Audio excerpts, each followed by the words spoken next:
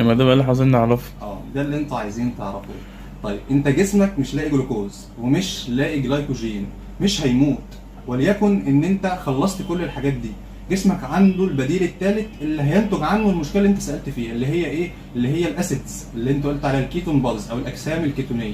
ودي حاجات مضره جدا بجسمك، هي عوادم. هتيجي منين العوادم دي؟ مش لاقي جلوكوز، مش لاقي جلايكوجين، مضطر ان انا اروح للبديل الثالث اللي هو الفاتي او الاديبوز تيشو، النسيج الدهني. انت جسمك متخزن فيه كميات دهون في مناطق كتير.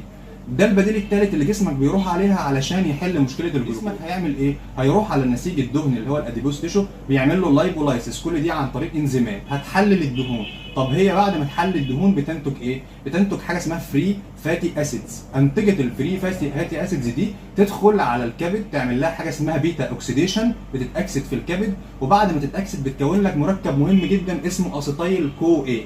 الاسيتايل كو اي ده اهو بيدخل منه اتنين جزيء يكونوا لك 3 اجسام كيتونيه اللي احنا كنا بنقول عليهم، اللي هو الاسيتون والاسيتو اسيتيك اسيد والبيتا هيدروكسي بيوتريك اسيد. اسيد.